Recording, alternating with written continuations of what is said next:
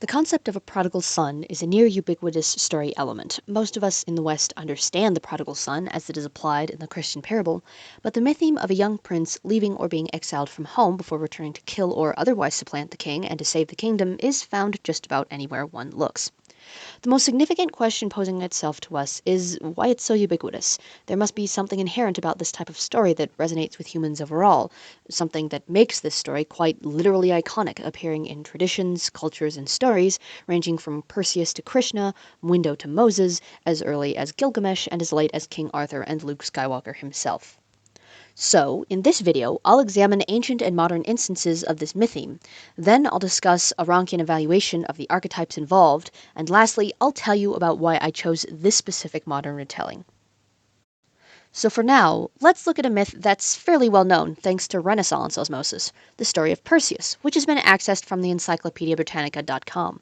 The story of Perseus begins with one King Acrisius of Argos, who, having received a prophecy that his grandchild is going to kill him, imprisons his daughter Danae before she can marry. When she has a baby conceived with Zeus, he locks Danae and baby Perseus both in a chest and casts them into the sea. They arrive on the island of Seriphus, where Perseus grows up, and the king, Polydectes, sends him on a deadly journey to kill the Medusa, since Polydectes wants to marry Danae, but Perseus doesn't approve. Over his journeys, Perseus receives a number of godly gifts and other divine assistance, kills the Medusa, saving her head in a bag, rescues the Princess Andromeda from a sea monster, then returns to Polydectes' court with his new girlfriend, and turns Polydectes into a stone statue with a Medusa head. He doesn't stay long, however, as he, Danae, and Andromeda return to the mainland to live happily ever after. Incidentally, Perseus participates in a games in which he accidentally smacks Acrisius in the head with a stray discus, killing the king instantly, and coincidentally fulfilling that prophecy that started all of this.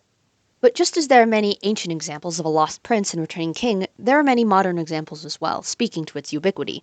The one I've chosen for today is the lore of the video game called Hollow Knight, made by Team Cherry in 2018. Hollow Knight once more begins before our hero with a higher godly being named the Pale King, who uses his power to grant intelligence, thought, and invention to a population of bugs, organizing them into a kingdom called Hallownest. He believes his kingdom will last forever, so he rules as a gracious tyrant, demanding worship in exchange for his influences on the inhabitants. The king is eventually challenged by another godlike being, the Radiance, who threatens his rule and the entire kingdom in the form of a mind control infection. It is the king's belief that he can create a being using the void substance within the abyss below Hallownest to trap the Radiance within, using his children as vessels. So the king casts all of his children into the deepest pit of the deadly abyss to accomplish this end. One hollowed-out child climbs back up into Hallownest and is welcomed as the Hollow Knight, before the remaining children are sealed away forever, so that the kingdom can conveniently ignore its crimes. The Hollow Knight is used to contain the Radiance's light within itself, and Hallownest is thus enchanted and thrown into eternal night. The Hollow Knight itself soon falls to the infection, and the Pale King, ridden with guilt for the loss of Hallownest and all of the infanticide, flees into an ethereal dream realm to hide from the Radiance and the rest of his problems. Sometime later, a particularly intrepid vessel child, typically referred to in the community as the Ghost, escapes the abyss and makes its way out of Hallownest to wander around the outside world for an undetermined amount of time. It eventually returns to kill the dreamers who uphold the enchantment, and, if the player so chooses, travel into the dream realm to confront the king, who has long since died. Ghost is then able to descend back into the abyss in order to come to terms with its own abandonment to the void, and the fact that its own life and the lives of its hundreds of siblings were sacrificed for the survival of Hallownest. It then travels back up into the upper parts of the kingdom to defeat the Radiance once and for all, freeing Hallownest both from the infection and the enchantment placed upon it by the king himself. So now that we have two examples of this truly classical trope of a princely child being cast off by a vindictive or otherwise paranoid king, let's discuss a Rankian evaluation of the archetypes involved.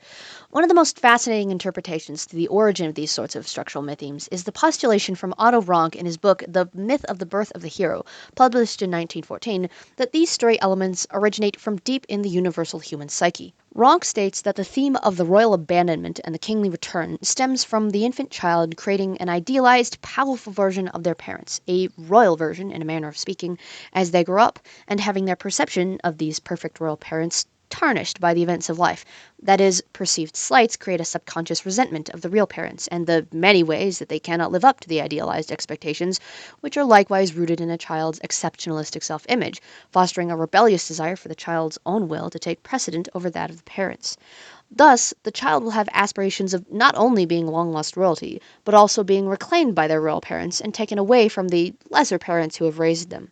From this, the hero of the story, created by these subconscious desires and resentments, possesses royal parents who abandon him, leaving him to be raised by inferior or common parents. He is therefore justified in resenting the common parents by virtue of his royalty, his exceptional status, and opposing and overthrowing his royal parents for their slights against him, most specifically the father, whose role the hero is destined to supplant anyways when he becomes a father himself.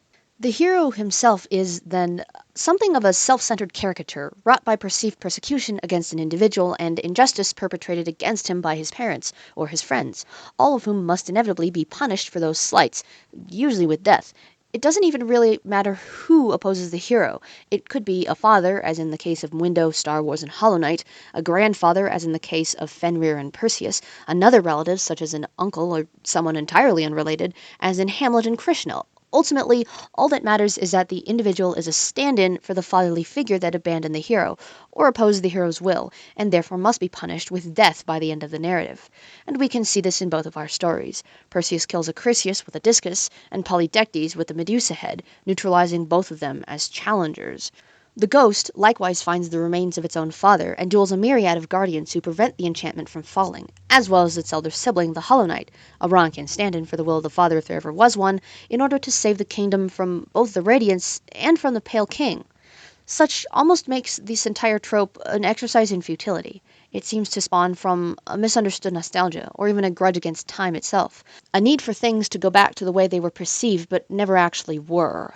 A retroactive daydream of sorts that surreptitiously corrects the circumstances of life that we both were and are powerless to change. Now I'll tell you about why I chose this specific modern retelling, Hollow Knight. Firstly, Hollow Knight is just a blast. It's a really fun game that's simultaneously heavy and light on the lore side of things. Even though the skill curve for the game is just about a straight line upwards, I've thoroughly enjoyed playing it, watching others playing it, and interacting with the community.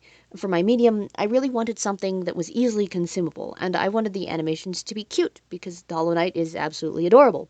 I did have some issues with finding Ronchian texts, but thankfully I was able to find them in an online archive. So, to recap, we examined ancient and modern instances of this mytheme in the form of Perseus and Hollow Knight. We discussed a Ronchian evaluation of the archetypes involved, specifically that they appear to represent an outworking of nostalgia, and lastly, I told you about why I chose this specific modern retelling.